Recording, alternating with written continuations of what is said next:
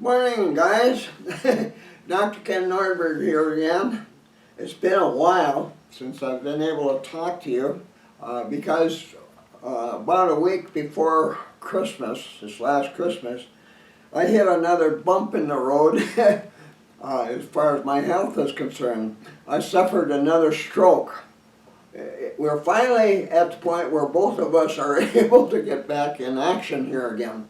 And I've been anxious to do that, because this last hunting season, we learned quite a bit of new things, new ideas, or new hunting tactics that will improve your chances of taking nocturnal deer. Even if you don't realize it, from now on, all of us are going to have more and more problems hunting nocturnal deer because of increasingly high temperatures during November hunting seasons, October and November, which makes deer nocturnal. During daylight hours, they just aren't moving around much. And that's a frustrating thing to happen, where you used to always have really good deer hunting, or in our case, really good buck hunting. So we've been working really hard during the last 5 years trying to find ways of improving the chances of taking nocturnal deer. Now, we've talked about that before, and I've come up with ideas that work or might work.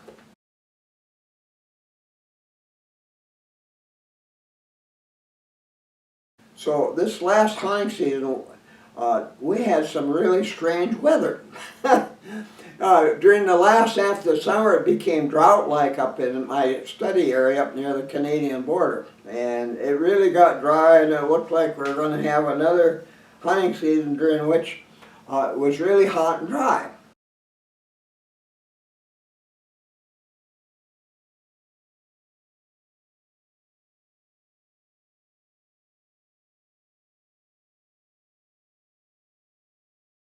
But shortly before the hunting season began, a couple of weeks or so, things started to change. We started having a lot of rain up there. And instead of being drought-like and water being uncommon throughout the home ranges of deer up there, all of a sudden there was puddles of water everywhere. The grass was lush. Everything looked really great for providing whitetails with food and water. And I started to wonder then, I wonder if this kind of weather is going to help us hunters improve our chances of taking deer during the coming hunting season. Well, we found out, and now I'm anxious to tell you all about it. It's going to take more than one seminar to do that. But anyway, let's start this seminar talking about weather and changes in weather that can affect our nocturnal deer, as they did during all the previous years that we've been hunting whitetails. And some of our old ideas turned out to be really good, and some of our new ideas, particularly one that John came up with this last year, a couple of them, that really turned the tide and helped us to get our new self-imposed quota of bucks this last fall. This year it was the most upbeat time we've had hunting mature bucks in our hunting area in 5 years. It wasn't a lot of bucks, 2 bucks, but considering the fact that our whitetails had been reduced in numbers from back in the old days when there was 22 deer per square mile up there to only 3 per square mile in the last 5 years, since 2018. That's pretty good hunting, and actually we could have taken 2 more mature bucks. I got to get 2 mature bucks this year, earlier, partly because of things they were thinking about trying this coming year because of this change in weather. Well, the change in weather that we had is not uncommon now. When we think of what climate change has done worldwide in the last 5-6 years, creating excessively high temperatures all over the globe and making whitetails nocturnal in the fall, this change in weather gave us a chance to determine if changes like this that previously improved whitetail hunting would improve whitetail hunting with nocturnal deer. And so this is what we learned.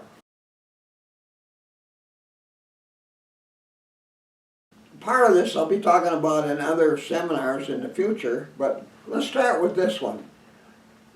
Well, John and I were placing a great number of trail cams in my studying area and checking on cards from them during the past summer, right up to about 2 weeks before the hunting season began. At that point, we pulled out all of our trail cams, and we wanted to be sure to stay away from any stand sites we might be using during the coming hunting season. And we thought about that quite a bit. And I remember, well, earlier in the summer, John was saying, you know, Dad, I got this one spot where I've been taking bucks. It was a huge, really large old clear cut that was growing up, getting to the point where there could be 100 deer out in front of you and you could hardly see any of them. And it was getting to be that point. But he was thinking one of the things he didn't want to be doing is going back and forth to check camera cards in that particular feeding area. It was a really great browse area for whitetail. Didn't want to be bothering that area at all before the hunting season. He wanted no cameras there.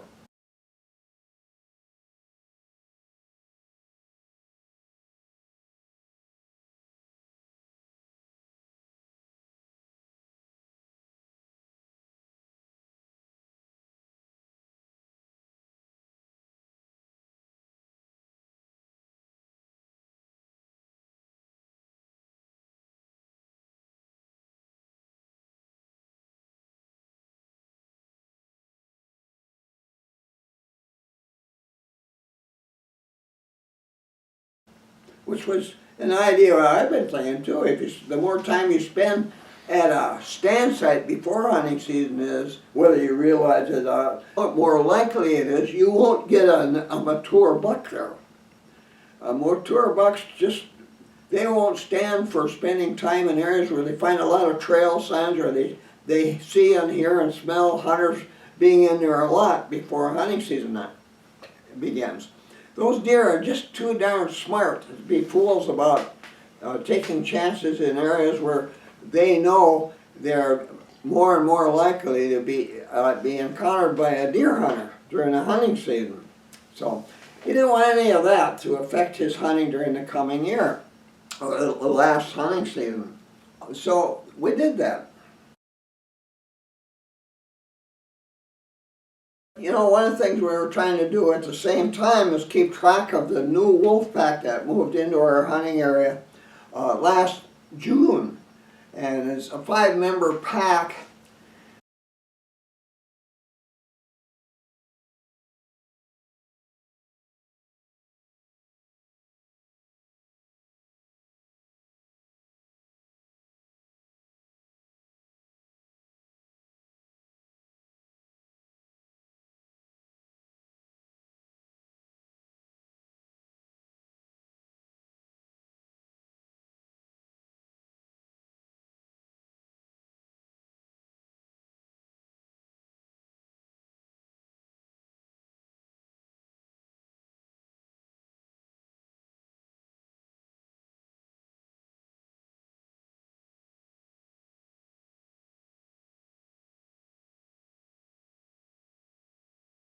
The new wolf pack that was already proving to be really tough on our current fawn population. Not that the fawn population was very big, but it didn't take long before, you know, information we were getting out of our trail cams proved that they were being really hard on our newborn fawns this last year. You know, fawns born in the second half of May. But at any rate, I was particularly anxious in keeping track of our wolves, this new wolf pack, and what they were up to under current circumstances where there's so few deer in their area, and the weather was affecting our deer, adding to the problem of deer being nocturnal there, which in a way can even help to keep wolves from being successful at taking nocturnal deer. So I wanted to keep track of those as well, but we didn't do that in this area that John wanted to keep cameras away from. Now, you guys that you know, everybody's all excited about hunting deer now because they can get pictures of big bucks in their woods on trail cams. And then they figure, boy, that's the place to hunt this coming fall, thinking that spot is a hot spot for taking a big buck.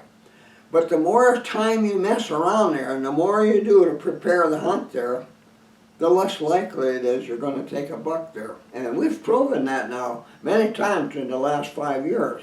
So this step that we took this last year that John wanted to try really worked because John actually filled our new quota of 2 mature bucks in that particular area. Not that we didn't finally have a chance to take bucks in other places because of what we were doing, because of changes in weather during that period. We could have taken a couple more if we were really wanted to really put all our efforts into it. But we got our 2, and all early in our hunting season, the second day, we already had our quota of bucks. You know, it's low now, and we plan it that, you know, we'll keep it at 2 per year for us guys. Yeah, we have 9 to 12 hunters in our gang, but we figure we got to do this. We don't want to be hard on our remaining bucks until deer numbers start to improve again. So we went with 2, and that's enough, really. That gives us enough good venison sausages to satisfy all of us during the hunting, during the off season. Special treats. Anyway, that worked. And the reason it worked, one of the reasons it worked, additional reason is that was the weather.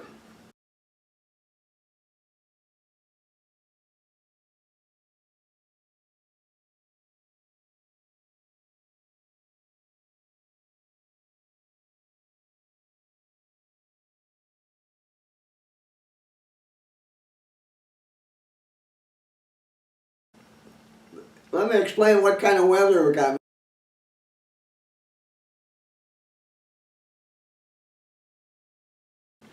Now, on opening weekend, it drizzled.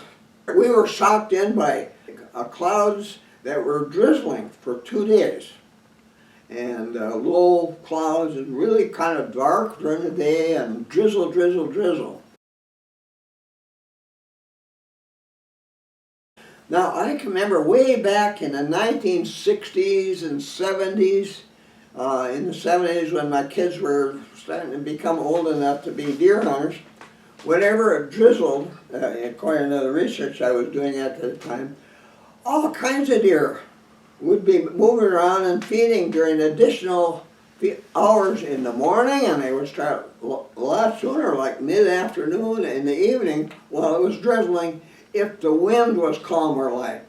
You didn't want to, it had to be really quiet out there. If it was kept drizzling, deer were much more active during daylight hours during hunting season. At first, none of us, especially including me, were not particularly happy about the thought of going out there and hunting in drizzle, because we've learned that, you know, you're going to get soaked. And back in those days, those early days, there were no 100% waterproof hunting clothes to wear during hunting seasons. And a little later, when we started getting that kind of clothing, it was much too expensive for us to buy. You know, at that time, we were thinking, well, if you're going to hunt during a drizzly day, be prepared to get wet. And finally, what we were doing was making sure each of us had at least another suit of outer weather wear, you know, jacket and pants to wear, because by, 3-4 hours of hunting out there in that drizzly weather, we're going to be soaked. And that would be it for us for the day, unless we had other clothes to wear. But finally, in time, I tried it. And the first time I tried stand hunting, we were using tree stands back in those days. And tried stand hunting during a drizzly day, I was seeing all kinds of deer. It was amazing. There were deer all over. It got to be that I just couldn't wait for the next time we had drizzle or light rain, light rain continuing, with calm or light winds during the day. And knowing I was going to get wet. Now I said, well, that's worth it, because I'm going to get a deer on this. There was one stretch of time while I was in college, back in the 60s, later 60s, when I during drizzly days or light rain with little or no wind, I took one deer by 7 in the morning, 7 years in a row. This was pretty terrific hunting weather. So nowadays, of course, none of us in our family is not prepared to hunt in wet weather. We all have 100% waterproof clothing. One of the problems I had this last year is that my buddy, best buddy in the whole world, my doggy, Harvey, a German wire-haired pointer, that I took to deer camp with me this year. He's getting old. He's in his 15th year now, which is pretty old for that breed. I took him to deer camp with me, and he got really sick for some reason. He was so sick I thought he was going to die. And so opening morning came and I said, I got to stay here in camp and keep the tent warm and keep a blanket on him and keep water handy for him to drink if he gets thirsty or food. So I'm not going to hunt this day. But everybody else in camp, they couldn't wait to get out there. This is one of those special days. Well, so that everybody went out really early, like us Nordbergs do, well before first light in the morning, and planned to be at their stand sites at least 30 minutes before first light. That's been our custom for quite a few years now, so they went out there. And so the hunting season began that morning at a half hour before sunrise, which you couldn't see much of it, not much sunrise because of the dark clouds.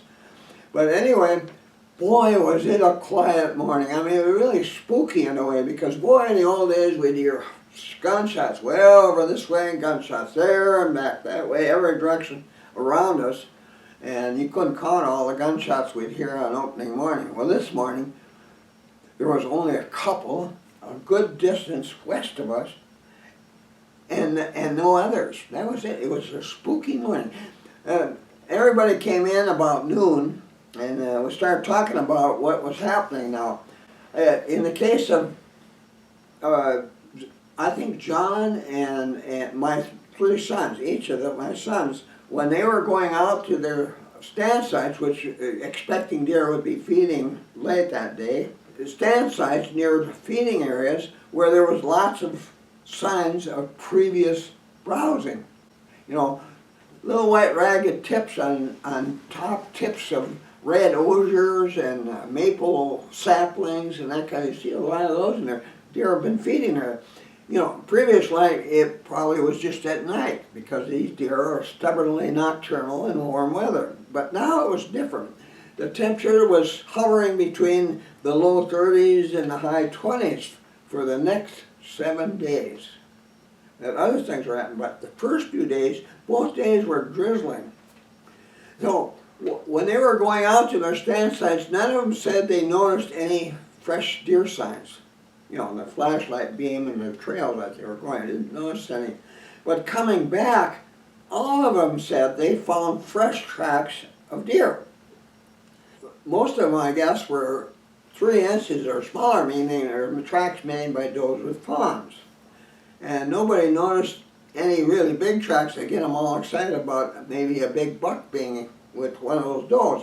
And that time of the year, our does are in heat. Our does are in heat every year starting the 3rd of November. So this was the 5th of November.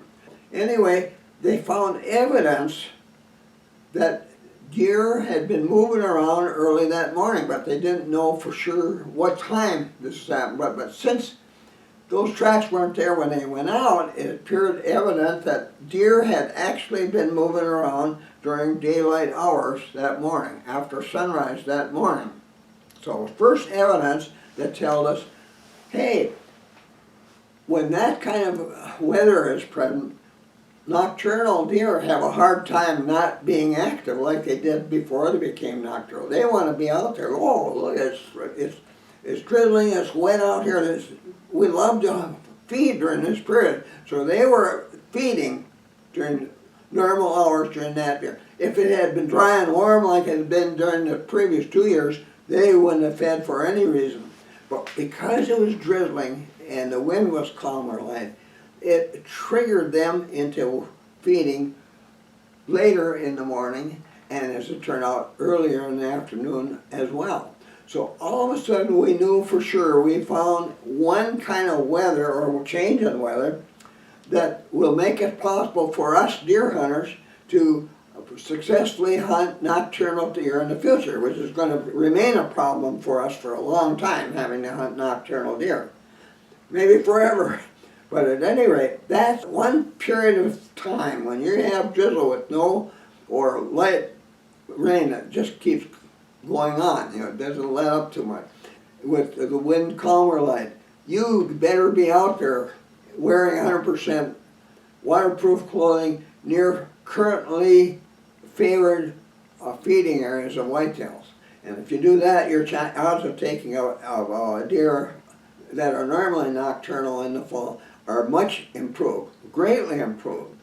Well, turned out there was very few shots heard anywhere in the area in the afternoon, and maybe because a lot of hunters around us got good and wet and had to dry their clothes out before we were going to go out there again. But no one in our group saw an antlered buck during that period, or evidence of tracks made by an antlered buck during that period.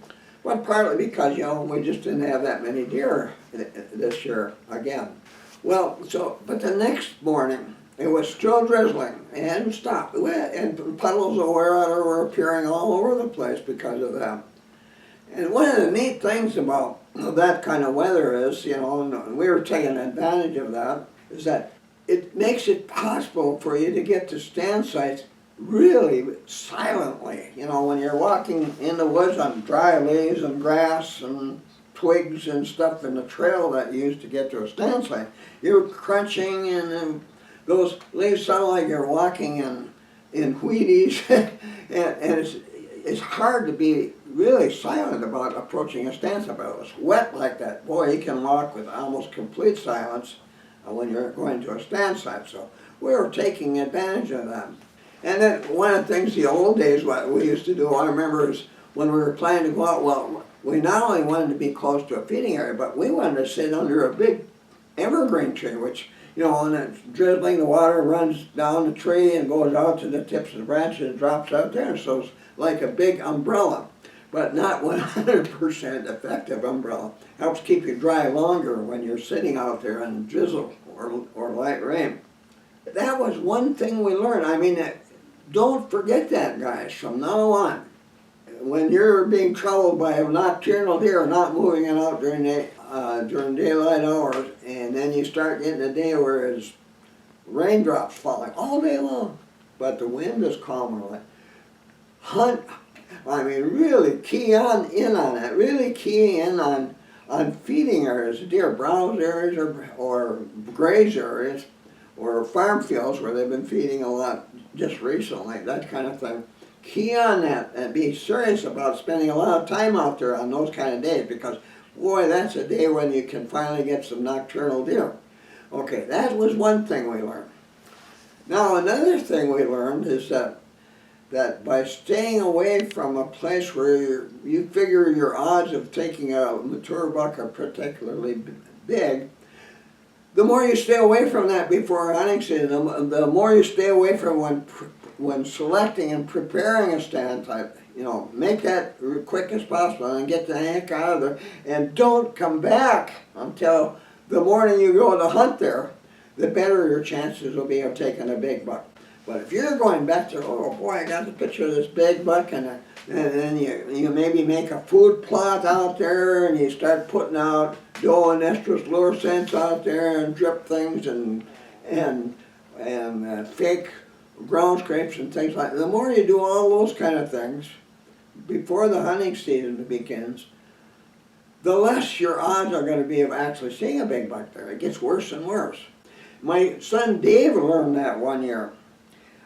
He had found a trail that was full of tracks, different size tracks, but they were all longer in length than 3.5 inches, meaning a whole bunch of mature bucks were using this trail, coming from one area when it was dry to drink water at a beaver pond.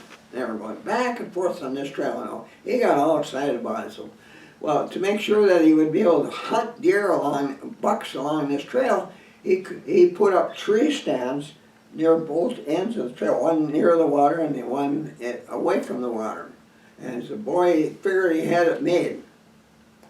And so opening weekend came. Well, actually the first few days, he was in one of those stands, depending on the wind direction.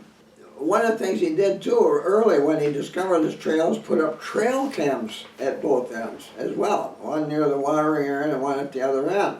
And he was really excited to take more pictures, get more pictures of these deer, these bucks that were using the trail. And he photographed 7 of them, from 4 quarters to 10-pointers, a couple of 10-pointers. And so, like I say, he was really excited about that, but he'd go up there and hunt grouse and go up there and switch cards on those cameras so he could check and see if those bucks were still doing that. And there was hardly a week that passed that he didn't go in there and do that during that period. So finally, when the season starts and he was all excited about hunting there, and oh, you're going to get a 10-pointer for sure. He didn't see any bucks. There were no bucks using that trail. And during the days that followed, the rest of us got 4 of those bucks. And that was our annual self-imposed limit, which we finally done because we've, earlier learned we were being kind of hard on those bigger bucks, and you don't have that, it's usually 1 or 2 at the most in any square mile during the hunting season, where deer numbers are good.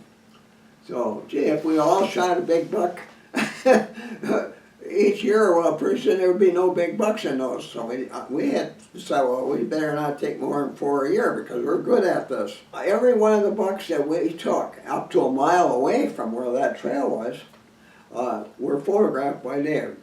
But it started giving us the notion, and Dave included, that it was wrong to be spending a lot of time there before the hunting season, including going to get your camera so you could see if those bucks were coming back.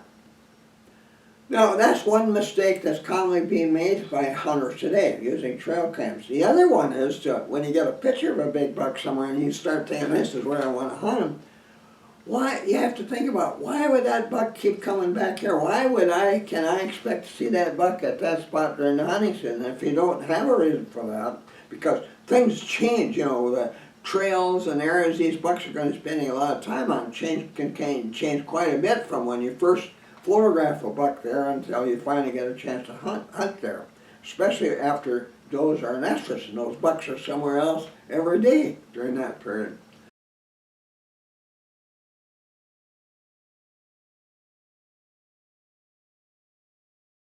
Anyway, that was an important thing to learn. This is just one sample of doing this, but what John did really nailed that down. I mean, on the second morning, by around, 9:30? Yeah, the second morning about 9:30, John took 2 mature bucks.